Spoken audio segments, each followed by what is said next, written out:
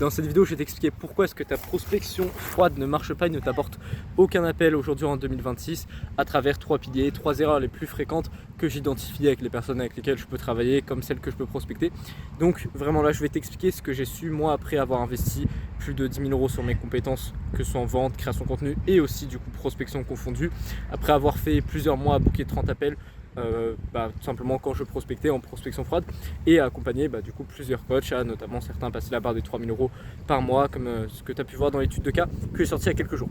Donc bref, justement l'une des premières clés déjà l'une des premières croyances limitantes dont j'aimerais te parler, c'est que certains pensent que la prospection froide c'est pas adapté à leur niche et que c'est pour ça que ça marche pas. Il y en a par exemple, c'est des thérapeutes, ils disent ouais mais les gens avec qui je travaille, mes prospects ils sont sensibles. Il y en a ils ciblent je sais pas moi, des gens qui ont la 40, cinquantaine, du coup c'est des gens qui sont pas trop sur les réseaux, ils disent ouais mais ils vont être moins présents, du coup ils vont moins répondre à mes messages. Tout ça c'est que du bullshit. La prospection froide ça fonctionne peu importe le business model, peu importe la niche que tu as, c'est simplement comment est-ce que tu vas la faire. En fait la prospection froide c'est un business model, tu vois. C'est comme si tu dis à une entreprise ouais la publicité ça fonctionne pas. Ça veut rien dire. Pour n'importe quel business, ça peut fonctionner la publicité. Par contre, ça va dépendre de la forme. Comment est-ce que tu vas la faire? C'est pareil la prospection froide. Sur quel réseau est-ce que tu vas la faire? Comment? Avec quelle trame? Quel genre de questions est-ce que tu vas poser? Comment est-ce que tu vas pouvoir amener tes appels? Tout ça, c'est des questions qui vont entrer en jeu et qui vont faire que la prospection va varier. Mais bien évidemment que pour toutes les niches, ça peut fonctionner. Donc voilà, ça c'était le premier truc que je voulais te partager. Arrête de croire que ça fonctionne pas pour toi. Ça fonctionne. Et si ça n'a pas fonctionné jusque-là, c'est parce que t'es pas assez bon, t'as pas les bonnes méthodes et t'as pas les bons process, les bonnes compétences. Notamment, l'une des premières choses que tu fais peut-être, c'est la première erreur dont j'aimerais te parler, c'est le fait de vouloir vendre ton accompagnement par message. Alors là, c'est l'erreur typique des débutants. Ça peut être entre guillemets direct et grossier. Genre tu sais, tu as peut-être reçu déjà des messages sur Instagram, des jeunes qui démarrent dans le montage vidéo ou dans d'autres compétences comme ça, tu sais, ils t'envoient, ils te disent ouais je travaille avec des créateurs comme toi pour les aider à booster leur audience, est-ce que c'est quelque chose qui t'intéresserait? T'as pas envie de répondre à ce genre de message. Le mec tu le connais pas, il te connaît pas, zéro confiance, il te propose directement de travailler alors que tu sais même pas ce qu'il peut t'apporter, il a même pas compris tes besoins, tu te sens pas compris. Bref, ça sert à rien de faire ça. Mais ça peut être aussi plus subtil. Par exemple, il y en a, je sais que j'ai discuté avec un mec comme ça il y a pas longtemps en prospection. Il me disait ouais moi mes prospects ils sont pas qualifiés, je commence à discuter avec eux par message, je leur pose des questions donc classiques, douleur, objectif, et je fais le gap entre les deux et je leur dis que je peux les aider à régler ça avec mon accompagnement et après ils viennent pas en appel. Logique, parce que tu essayes de vendre ton accompagnement direct. Et quand tu fais ça, le signal que tu renvoies à ton prospect, c'est que déjà tu recherches absolument des clients et tu es dans le manque. Tu es en mode, viens avec moi s'il te plaît, j'ai besoin de clients, viens on fait un appel s'il te plaît, je te présente ce que je fais parce que je peux t'aider, mais en réalité c'est plus pour moi parce que j'ai besoin d'argent.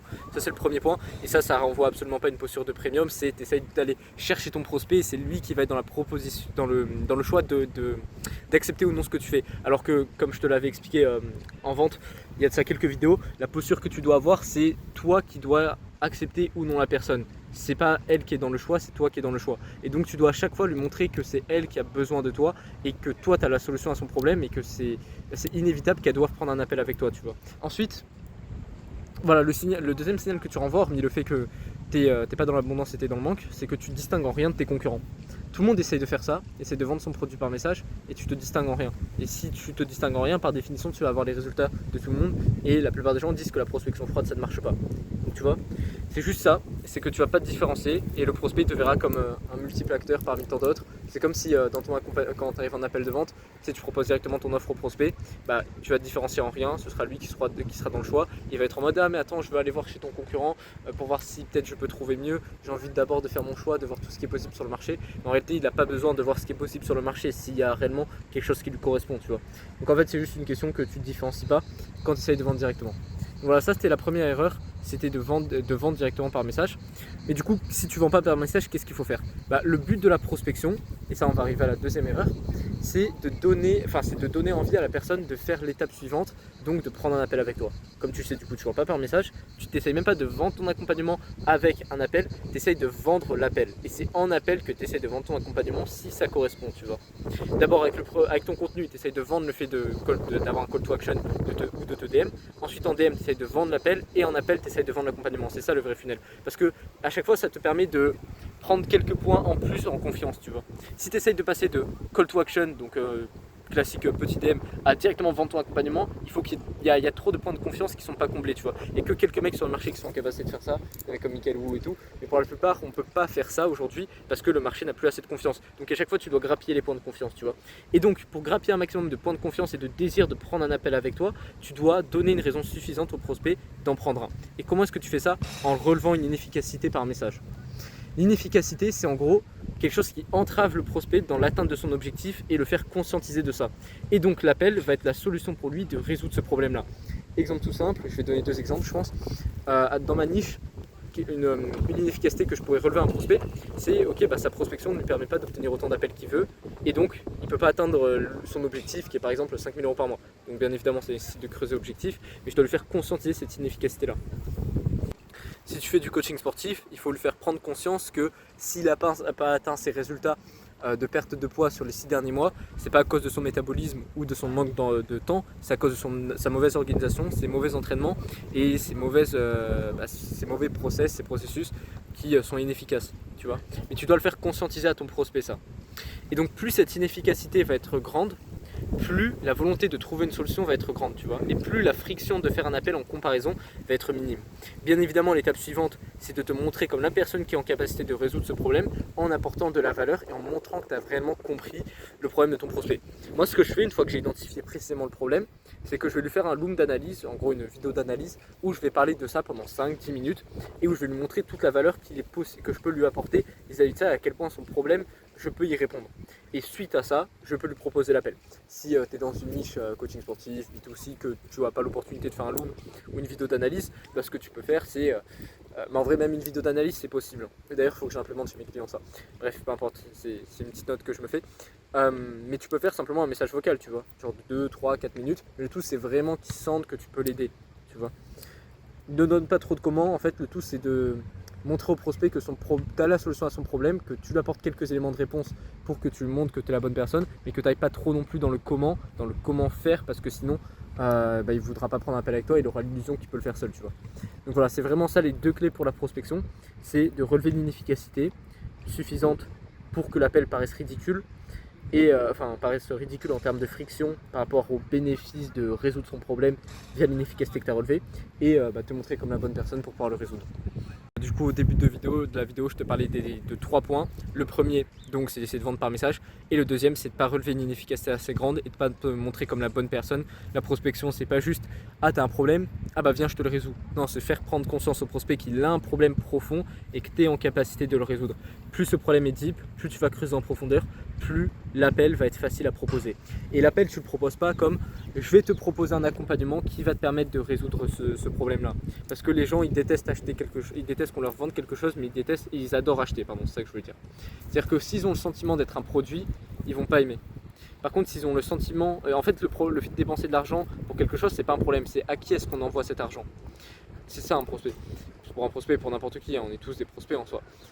Et si on a l'impression en face de nous que c'est forcé, quelqu'un qui veut nous vendre absolument quelque chose, ça va directement nous refroidir. Par contre, quelqu'un qui s'intéresse sincèrement, qui est là pour nous aider, on le ressent et ça nous donne beaucoup plus envie, tu vois. Donc au lieu de proposer un appel de vente, non, c'est un appel pour comprendre au mieux ta situation, pouvoir te donner un plan d'action et si c'est pertinent, on verra pour une éventuelle solution. C'est plutôt ça. Et c'est d'ailleurs ce que tu dois effectivement faire en appel de vente. C'est vraiment une phase de compréhension de ton prospect. Si ça match, vu que tu as une posture premium, tu prends pas n'importe qui. Si ça match, tu vois pour aller plus loin. Si ça match pas, tu lui dis et puis tu essayes de lui apporter quelque chose quand même qui pourra lui être utile. Pas autant qu'un accompagnement du coup, mais qui pourra quand même lui apporter de la valeur et l'aider à progresser, tu vois. Voilà. Donc c'est vraiment ça les 2 premières erreurs. Vraiment, va creuser en deep les inefficacités de ton prospect et n'aie pas peur de dire ouais mais du coup si je vais trop en deep ça va rajouter de la friction, il va plus me répondre parce que là si tu te comportes comme ça t'es pas dans l'abondance et t'es dans le manque de prospects, tu vois. Si tu as vraiment 5-10 conversations actives par jour, t'es pas dans cette mentalité là, t'es en mode ok je veux l'aider, si le mec il veut pas être aidé c'est son problème, moi je fais tout pour lui mais c'est son problème et c'est lui qui reste dans cette situation s'il est pas prêt à répondre à mes questions. Voilà, c'est vraiment cette mentalité là que tu dois avoir. Et donc voilà, le 3e point aussi pour laquelle ta prospection est inefficace, c'est que tu n'es pas assez bon en vente. Si du coup tu arrives à pas vendre par message que tu arrives à bien relever les inefficacités, apporter de la valeur, te montrer comme la bonne personne, il n'y a pas de raison en soi que tu bookes pas d'appel. Donc la troisième raison, ça va être que si tu convertis pas, c'est que tu es nul en vente. Et donc ça, c'est un problème qui est soit la prospection c'est deep, mais ça aussi qui est très très deep et qui n'est pas directement lié à la prospection. Le truc, c'est que peut-être tu as une audience et tu arrives déjà à convertir avec ton audience. Et pourquoi? Parce que les mecs qui viennent avec ton audience, ils sont déjà très qualifiés. Ils ont déjà conscience de qui tu es, de la valeur que tu peux apporter, et ça va être beaucoup plus facile de les closer. Parce que si c'est quelqu'un que tu as prospecté, il n'y a pas autant cette notion de confiance et de proximité. Du coup, ce qui fait qu'il sera forcément moins chaud d'investir de l'argent. Tu vois. Plus tu as confiance en quelqu'un, plus tu es prêt à investir de l'argent. Le truc, c'est que tu me dis, ouais, mais tu peux te dire, ouais, mais du coup, je vais faire que du contenu comme ça avec mon audience, je vais attirer que des prospects. Oui, mais si tu sais pas prospecter, en fait, tu ne pourras pas convertir cette audience. Donc, le fait de faire de la prospection froide va te permettre, de convertir toute l'audience que tu auras ensuite sur le long terme via le fait que tu as créé du contenu. Tandis que si tu avais commencé par uniquement le contenu, certes, tu auras peut-être, après quelques mois, une bonne audience que tu pourras commencer à prospecter. Mais vu que tu n'as pas fait de la prospection froide, tu ne sauras pas comment bien la prospecter. Tu perdras peut-être 50-60% de tes prospects, donc énormément de cash. Donc certes, la prospection froide, c'est pas forcément simple, mais sur le long terme, ça va t'apporter beaucoup de cash parce que ça t'apprend la difficulté, tu vois. Et ça t'apprend aussi la difficulté du closing parce que forcément, les prospects qui viennent de la prospection froide en appel avec toi, ils sont beaucoup moins chauds que les prospects de la création de contenu et de la prospection chaude du coup, tu vois. Donc quand tu fais la prospection froide, tu t'entraînes à mieux prospecter et tu t'entraînes à mieux closer, tu vois. Et donc ouais, le problème de closing, je pourrais en parler pendant des heures et des heures. Franchement, le mieux c'est que tu ailles voir les vidéos de la chaîne, notamment les dernières vidéos. J'ai pas mal parlé de closing et aussi que tu rejoignes le canal WhatsApp grâce au lien dans la description. J'y partage souvent des vocaux, des plans d'action et même des ressources. Tu peux m'en demander spécifiquement si tu m'envoies un message privé. Je pourrais t'en envoyer avec plaisir. Et voilà, et si tu veux du coup faciliter le closing, parce que tu as beau être très bon en vente, en prospection froide, le prospect n'a pas passé assez de temps avec toi, surtout qu'aujourd'hui les gens sont relativement méfiants sur le marché. Donc une chose qui est instaurée, que je te conseille vraiment de mettre en place, c'est un système de persuasion.